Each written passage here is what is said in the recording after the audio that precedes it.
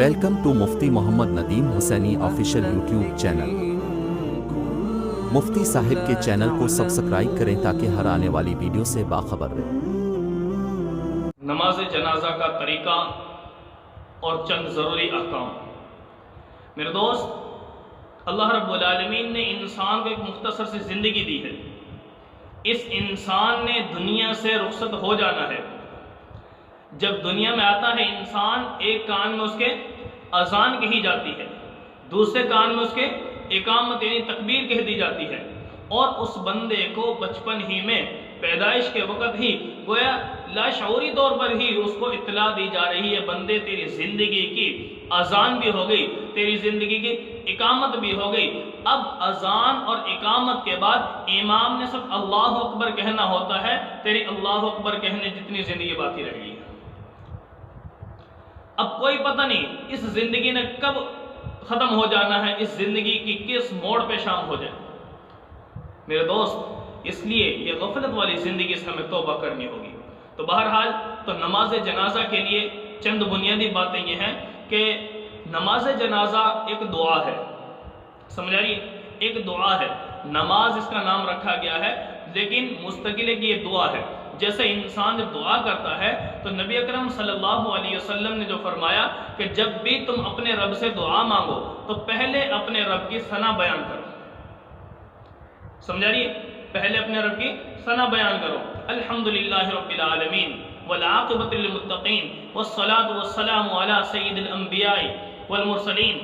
اس کے بعد کیا فرمایا؟ اللہ رب العالمین کے سامنے مجھ پر درود پاک پڑھو۔ اللہم صلی علی محمد النبی الامی وعلی آلہ وسلم تسلیما۔ درود ابراہیمی پڑھ لو، کوئی بھی درود شریف پڑھ لو۔ اور اس کے بعد پیارے نبی صلی اللہ علیہ وسلم نے ہمیں طریقہ بتایا کہ اپنے لیے اپنی حاجت کی دعا مانگو اپنے رب سے، جو تمہاری ضرورت ہے۔ اور ظاہر ہے اس کے بعد پھر جب آپ نے دعا بھی مانگ لی تو پھر اللہ رب العالمین کے سامنے اپنی دعا کو کمپلیٹ کر دو۔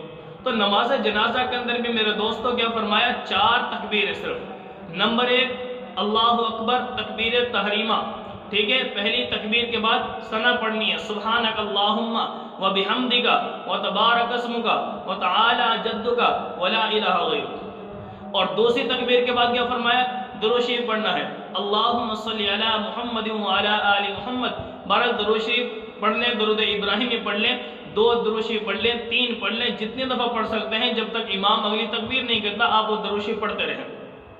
اس کے بعد نبی علیہ السلام نے کتنی جامع اور معنی، کتنی پیاری ہمیں دعا بتائی ہے۔ اللہم اغفر لحینا ومیتنا وشاہدنا وغائبنا وصغیرنا وکبیرنا وذکرنا وانثانا۔ اللہ رب العالمین کے اس لاڈلے پیغمبر نے، لاڈلے محبوب نے کیا فرمایا؟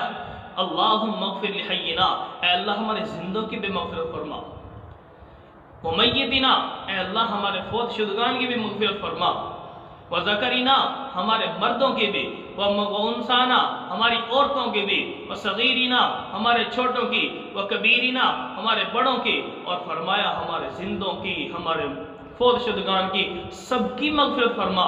یہ اللہ رب العالمین کے لاڈلے محبوب نے کتنی پیاری جامع اور معنی دعا فرمائی ہے۔ اور اب کیا فرمایا؟ اللہم من احییتہ منا فاحیہ علی الاسلام، اے اللہ ہم میں سے جو ہم جتنا بھی وقت زندگی گزاریں، جتنے سانس ہمارے باقی ہیں، تو فرمایا اسلام کے مطابق ہم زندگی گزارتے رہیں۔ اور ومن توفیتہ منا فتوفہ علی الایمان، پروردگار جب ہمیں موت آئے تو ہمیں کلمے والی موت دینا، ایمان والی موت دینا۔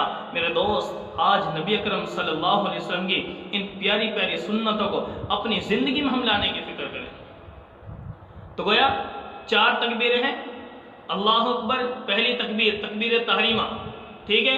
اس کے بعد درود شریف، ٹھیک ہے؟ اس کے بعد دعا کے لیے، اس کے بعد سلام کے لیے۔ وہ 4 تکبیریں کہنی ہیں، اور ان 4 تکبیروں کا کہنا ہر مقتدی پر اپنی زبان سے ادا کرنا لازم ہے۔ گویا 4 تکبیریں فرض ہیں۔ اگر ایک بندے نے 4 تکبیروں میں سے 3 تکبیریں تو کہہ لی، 1 تکبیر اپنی زبان سے ادا نہیں کی، بس ویسے ہی اس نے امام کے ساتھ سلام پھیر دیا، تو اس بندے کی نماز ادا نہیں ہوگی۔ اس لیے یاد رکھنا، امام جب اللہ اکبر کہے تو پیچھے والے مقتدیوں پر بھی لازم ہے اپنی زبان سے اللہ اکبر کہیں۔ اس کے بعد امام 4 تکبیروں کے بعد سلام پھیر دے گا اور نماز ہماری مکمل ہو جائے گی۔ اب رہی یہ بات چند ایک مسائل، ان میں سے یہ ہے پہلا مسئلہ کہ جب بندہ نماز جنازہ میں شامل ہوتا ہے بعض دفعہ بندے کی وہ تکبیر نکل جاتی ہے، اگر ایک تکبیر نکل گئی، 2 نکل گئی، تو بندہ جب شامل ہوا ہے تو آپ جس تکبیر کو امام کے ساتھ پا رہے ہیں اس میں شامل ہو جائیں اور اس کے ساتھ وہ درود شریف ہے، دعا ہے، جو بھی تو وہ آپ پڑھیں۔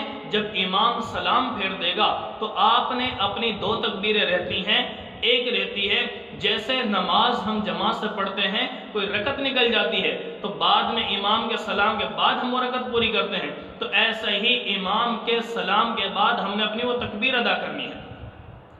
لیکن رہی یہ بات کہ اس وقت جو ثنا پڑھنا، اس کے بعد درود شریف وغیرہ جو دعاؤں میں ہے، اگر وہ جب پڑھیں گے تو ظاہر ہے اس وقت تو سارا مجمع ادھر ادھر منتشر ہو جائے گا، تو اگر ایسی صورت ہو تو پھر آپ ایسا کریں، صرف اللہ جو یعنی رفع دین تو کرنا نہیں نماز جنازہ میں، جو آپ کی پہلی تکبیر رہتی ہے، دوسری تکبیر رہتی ہے، ان تکبیروں کو صرف زبان سے ادا کر لیں، اللہ اکبر، اللہ اکبر، ٹھیک ہے، 2 ہیں، 3 ہے تو 3 دفعہ اللہ اکبر کہہ کر السلام علیکم ورحمۃ اللہ، السلام علیکم ورحمۃ اللہ، آپ نے اپنا سلام کر لیا، آپ کی نماز کمپلیٹ ہو جائے گی، ٹھیک ہے۔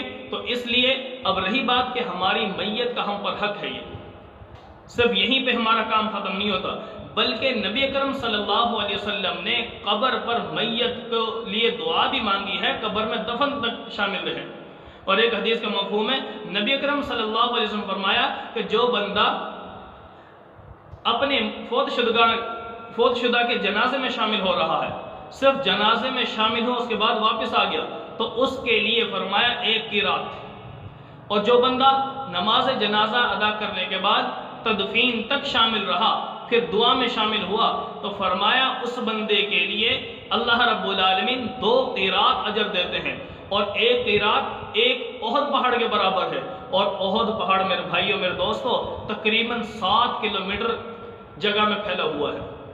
تو ظاہر ہے جو بندہ صرف جنازے میں شامل رہا اور چلا گیا اس کو 1 قرات یعنی 1 احد پہاڑ کے برابر ثواب ملے گا صرف، اور جو نماز جنازہ کے بعد دفن میں بھی شامل ہوا پھر دعا میں بھی شامل ہوا تو یاد رکھو اس بندے کے لیے اللہ رب العالمین کی طرف سے ڈبل یعنی 2 دفعہ احد پہاڑ کے برابر ثواب ملے گا اس کو۔